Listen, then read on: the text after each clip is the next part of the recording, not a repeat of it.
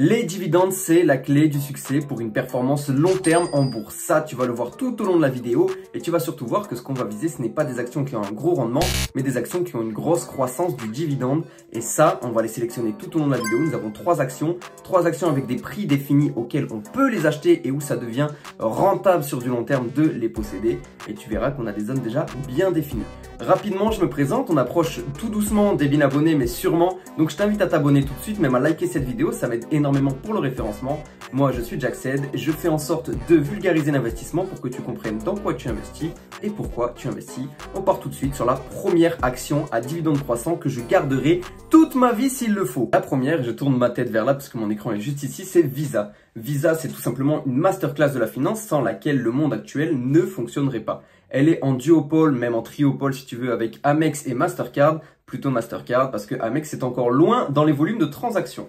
On a un rendement qui n'est uniquement de 0,67%, pardon, je vais dire 67 points, mais c'est la même chose, avec une croissance du dividende de 15% par an. Ok, on va y revenir vite fait à ces dividendes, mais la capitalisation est déjà de 683 milliards et on s'échange actuellement à un price earning ratio de 34, ce qui est un petit peu élevé, mais réellement dans les moyennes de Visa, donc tout va bien à ce niveau-là. On a une action peu volatile qui suit globalement le marché, qui est un petit peu moins volatile que le marché, qui a tendance à être un petit peu plus haussière, et donc un bénéfice par action de 10 $. Ok, comme tu constates, on a une belle courbe, elle est très jolie cette courbe, mais elle ne nous intéresse pas. Celle qui nous intéresse pour le coup, c'est celle du dividende, qui comme tu vois, s'est envolée depuis les années 2008 où on touchait 5 cents par action. Actuellement, on sera à 2,36 $ pour cette année 2025. Rapidement, tu vois que le retour sur 5 ans est de 74% pour Visa, ce qui est un tout petit peu moins que le SP500 dividende réinvesti. Il me semble qu'on est exactement en la même chose.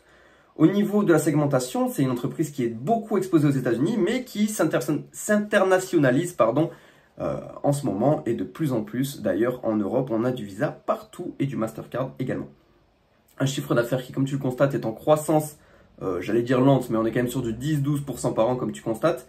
Et assez long terme, assez bullish. Le seul petit problème, le seul petit couac qu'on a eu, c'est sur l'année du Covid où il y a eu un petit peu moins de volume comme les gens étaient à la maison. Et d'ailleurs, d'autres entreprises en ont profité, mais ce n'a pas été le cas de Visa.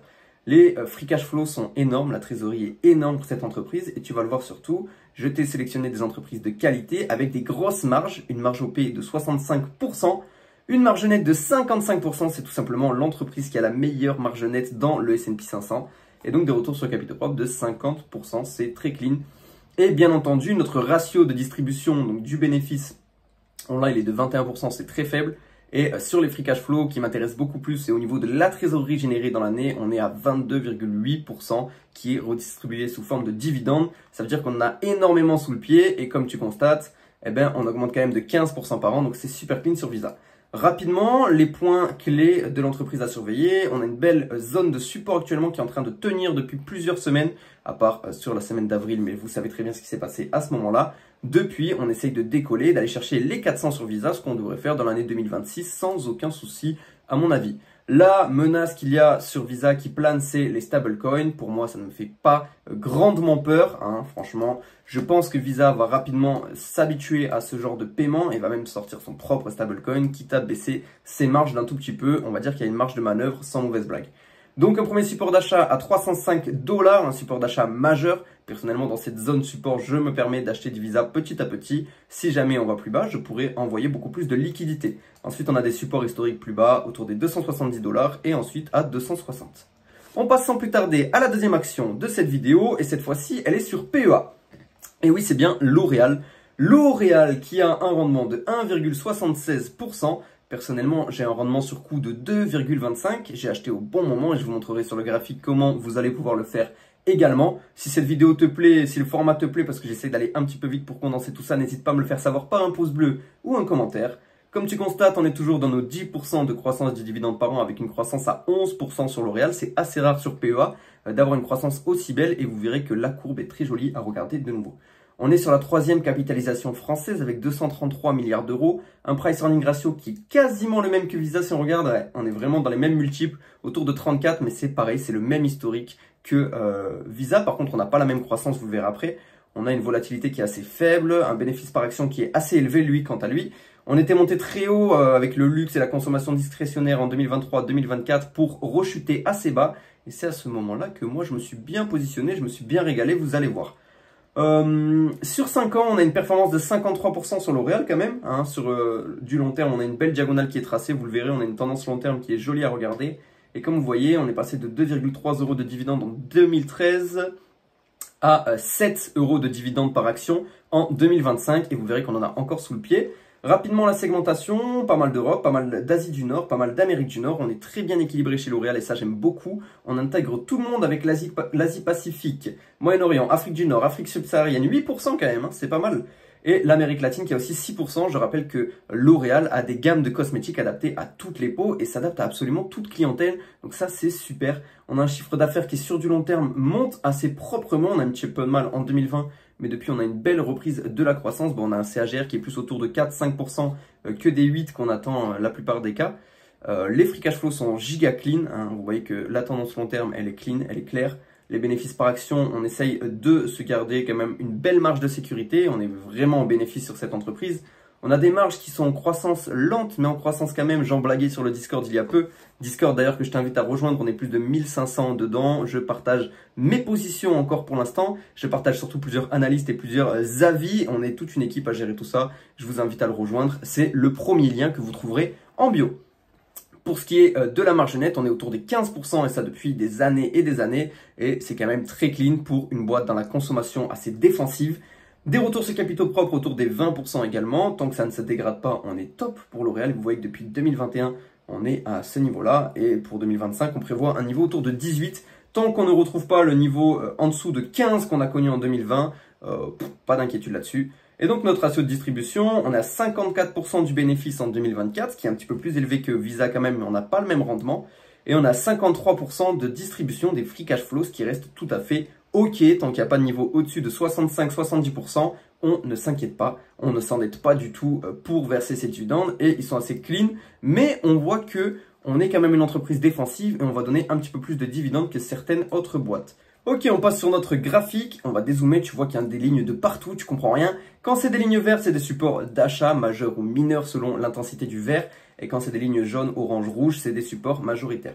Ok, on zoome un petit peu, on s'écarte un peu pour bien voir. Là, on avait une neckline que je peux enlever. Tu vois qu'on a une belle période baissière pendant que tout le monde montait. Et c'est à ce moment-là, à 330, donc par là, que je me suis positionné fin d'année 2024.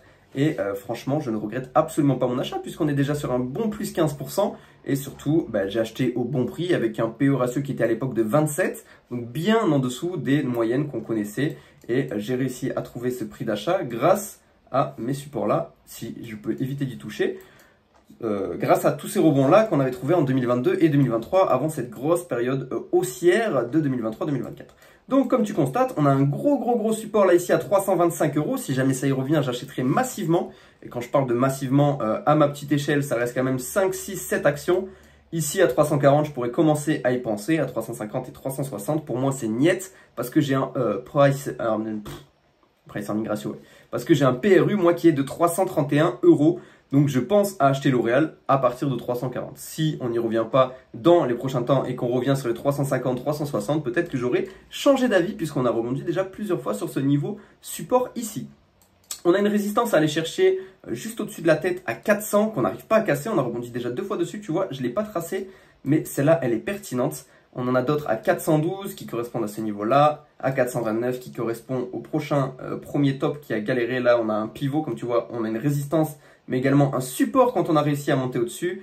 Et pour finir, la résistance qui est à peu près au niveau de l'ATH, au niveau de là où toutes les bougies ont galéré, c'est-à-dire autour des 450 €, donc qui représente quasi 300 milliards de capitalisation pour L'Oréal.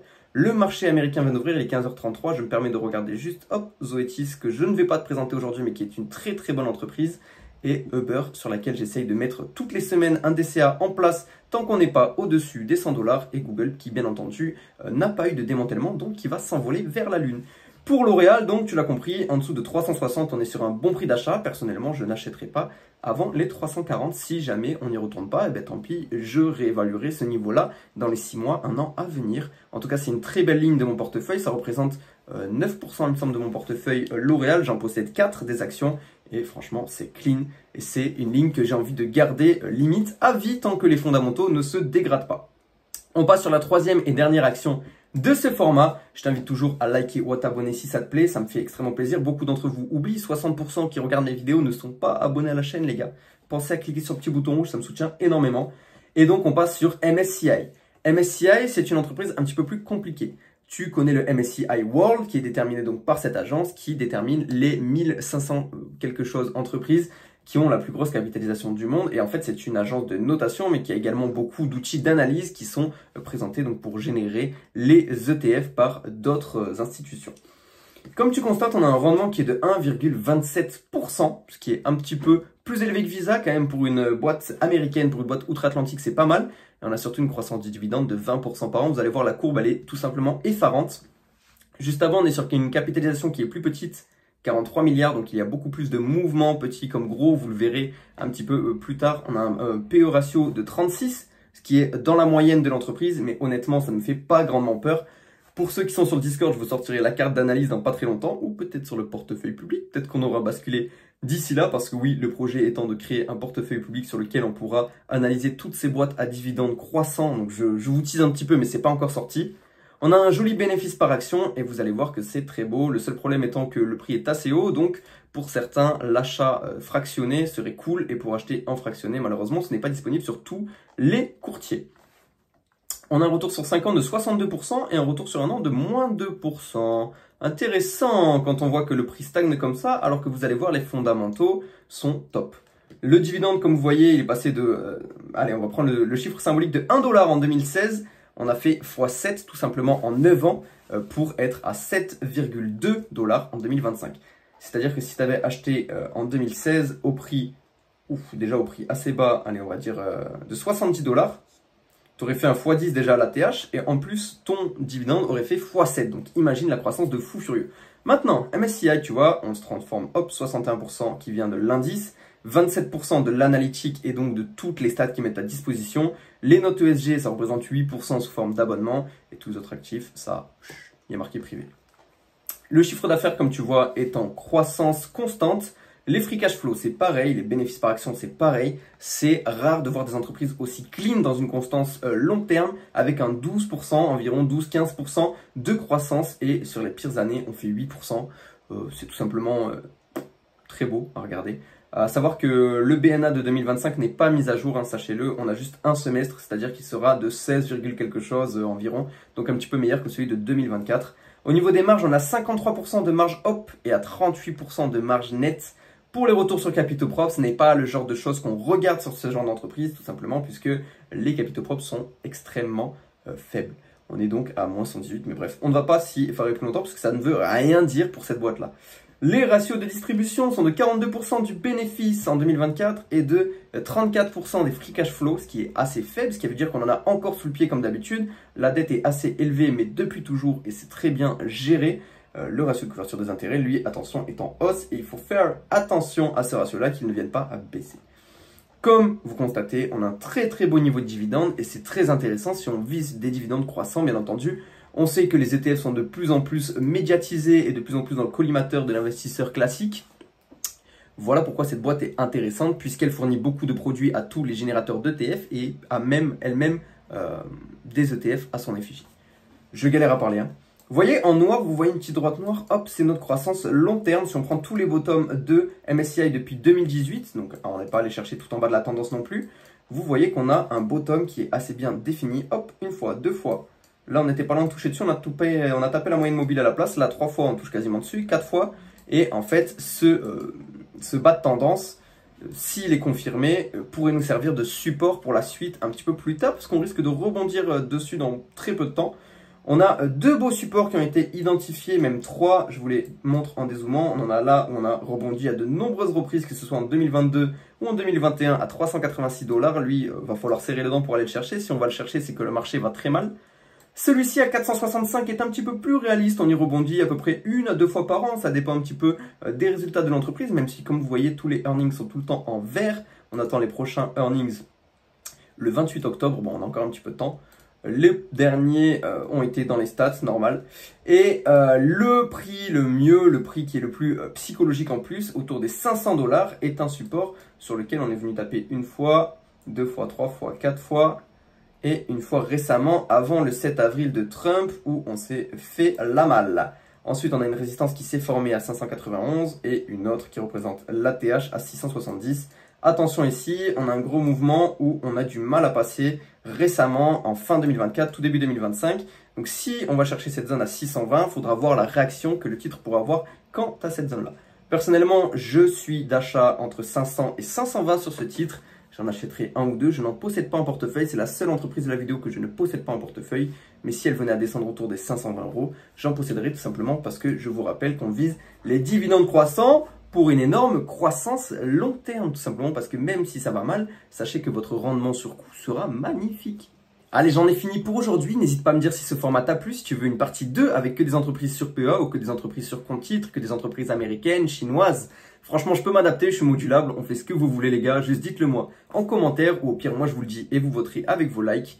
Et on va se retrouver un petit peu plus tard pour une autre vidéo sur cette semaine, sur cette chaîne. Et en attendant, je vous invite à vous abonner et à liker cette vidéo pour la prochaine qui arrive d'ici 4, 5, 6, 7 jours. Ça dépend un petit peu de mon humeur.